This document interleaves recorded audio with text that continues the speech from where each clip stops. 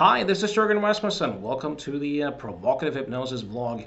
Today I want to talk a little bit about the difference between a therapeutic or coaching or change work conversation and a regular social conversation. This distinction is going to be equally useful for therapists and coaches as well as people who seek help.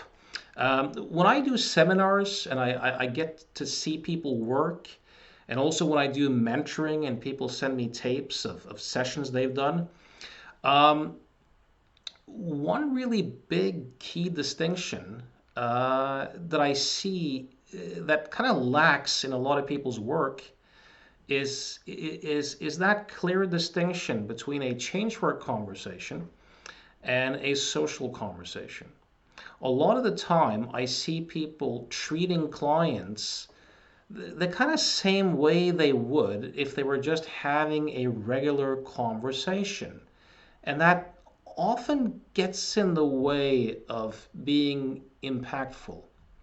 So if you look at a regular social conversation, people are often just bantering. They're telling stories. They're sharing experiences. It's a way to connect socially.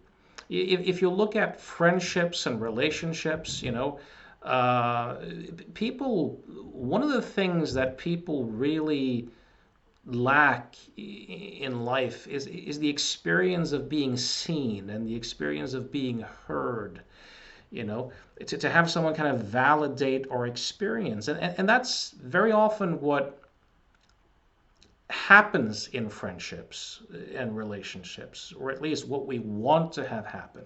We want someone to hear us. We want someone to see us.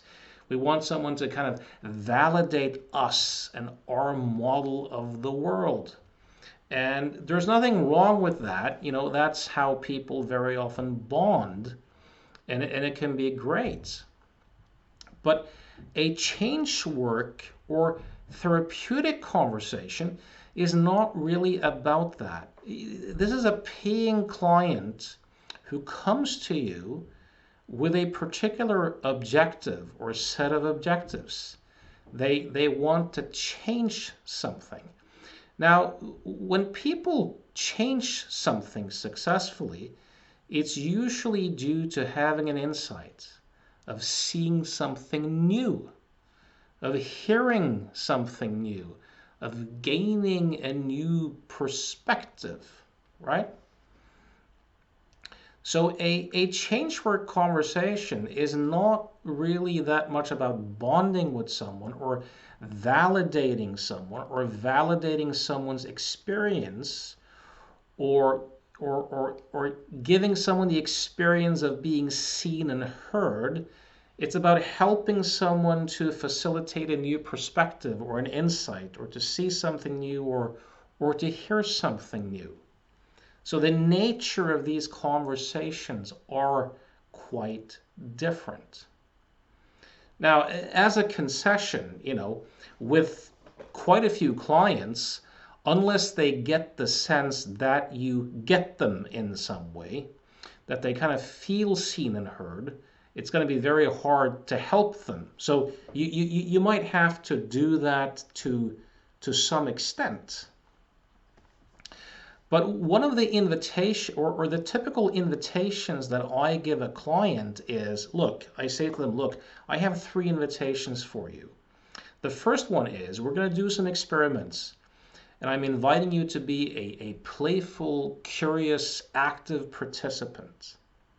The second thing is I want you to take everything you think you know about psychology, who you are, change, your problem, and just put it on the shelf. I ask this of every client, whether they're a psychologist or a layperson. And the rationale I offer is I say to them, look, people have a tendency to change when they hear something new, see something new, have an aha experience, have an insight. It's much easier for that to happen if there's not a lot of stories in the way. And the third thing is, I'd like you to just listen the way you would listen if you listen to soft, pleasant music. You're just listening to have an experience. You're just looking to feel into something new. One reason why I mention this is the late psychiatrist Thomas Szasz used to say that a friendship is two people who mutually support each other's mythologies. Like, I have a particular self-concept and identity, and you have the same. And in our friendship, we kind of, if you help reinforce how I want to see myself, I'll do the same for you, and now we're friends. Of course, there's more to a friendship than that, but I'm just offering. But that's often exactly what you don't want to do in a change work conversation.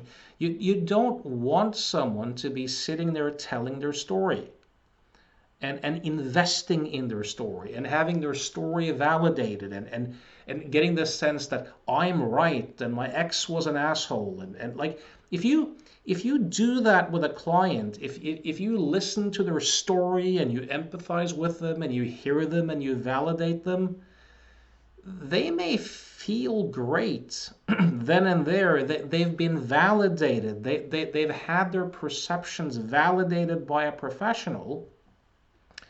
But the chances that there's going to be any change whatsoever is very slim. That's why people can leave those conversations feeling good, but there's no change. Of course, socially, the intention of a social conversation is not change. But a professional change work conversation, the intention is change. So you want to make it clear to the person the difference between the two. And you want to project onto them a role that's conducive for change to happen. So that they're not looking to validate their story or tell their story. That's a very, very important thing. So I'll leave you with this, though. I mean, there are some people who never really have had the experience of anyone seeing them or hearing them. I'll add the point that no one really does anyways, but at least have had the illusion of it, right? They've never had the experience of someone really seeing them or hearing them or validating their experience. And for some of these people, sometimes if you do that, that can be extremely therapeutic in and of itself, because it offers them an experience and opportunities that they've never had before. But that's not most people most of the time. So the intent is different. The context is different. When you ask people questions socially, it's often just banter, right? But in the arena of change work, you're asking questions to evoke a response. And you're asking questions to evoke a response, a felt sense.